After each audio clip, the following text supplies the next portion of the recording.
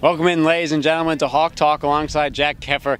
I'm Gabe Sustick. The Hyannis Harbor Hawks get the win today, 5-4 against the Wareham Gatemen. They're now 1-7 on the season. And Jack, we'll get to the offense for Hyannis, which came through today, but the pitching as well. Alex Eubank in his second start today, and he proved well for them. Yeah, Eubanks went 6 strong innings, struck out 6 as well.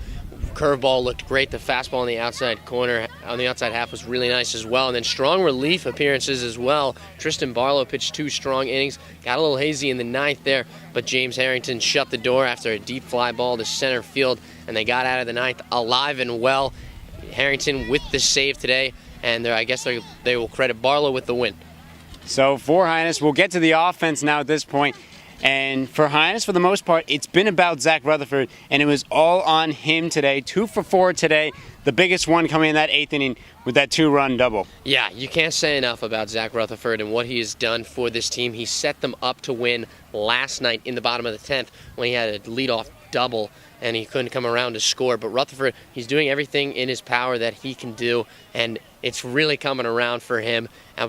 He was really the reason that this Harbor Hawks team got the win today. Cody Henry, you also have to mention, with a big double as well that scored 2 in the latter half of the 8th inning. So those 2 players leading this offense for Hyannis. Zach Rutherford gets the honor of being our Hawk Talk player of the game. He caught up with Nicole Hansen after the game. Well, I'm here with our Hawk Talk player of the game, Zach Rutherford, and what a player of the game you were today. Great job at the plate and all the team as well, taking great advantage of runners in scoring position. What change do you think led to the better situational hitting today?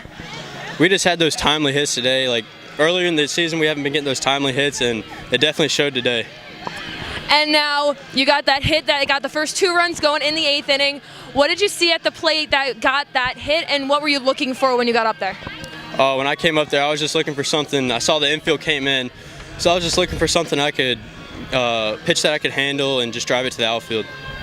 And a bunch of you guys today taking a lot of pitches, working the count. How did that help at the plate today? They just let us see a bunch of pitches. You know, we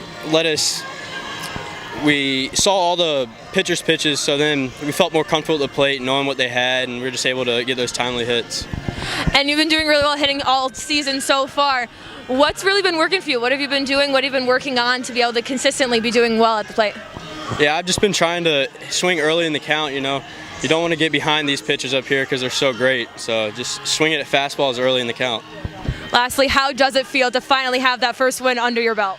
Oh, it's always nice to get that first win out of the way. Now we can just go play baseball and get some more wins, hopefully. All right, great. Thanks so much. Back to you guys. Thanks, Nicole. Now, Jack, Hyannis will go play their second straight opponent that they have not played yet in the Katuitt Cavaliers. Also struggling first game of the Barnstable Patriot Cup.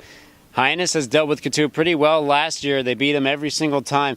Both teams struggling. Hyannis trying to go for their second win. Charlie Barnes will likely be on the mound for them, and then he will get another opportunity to improve here when it comes to the starting pitching and the bullpen. Yeah, Barnes making his first start against Orleans, got hit around a little bit in that first inning, gave up 3 runs, but after that really settled down nicely, similar to his teammate in Alex Eubanks in his first outing, as Eubanks obviously pitching very well today. But also Katuitt offense struggling, second lowest runs total in the league, behind, obviously in front of Hyannis. So it will be a low-scoring affair if the Cards hold true to the opponents here. But it's going to be a great one to open up against Katuitt at Katuitt, and it's going to be a good game between those 2 teams. Obviously, players will learn about the rivalry as the games go on.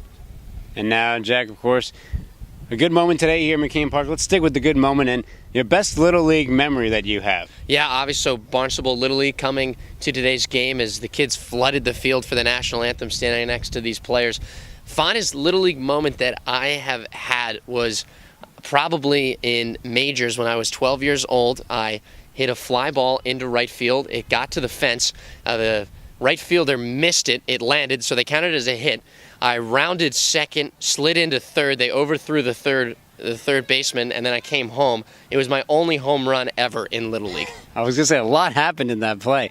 For me, it was probably, we were down by 5 going to the 8th inning, and I was up. I led off, and I started a rally that ended up giving us the win in that game. So both good memories. Mine a little bit shorter than while you went through the entire story. But that'll do it for us here, ladies and gentlemen. Hyannis gets the win, and they head to Katuitt tomorrow We hope to see you there. For Jack Keffer, I'm Gabe Sustick. We'll see you then.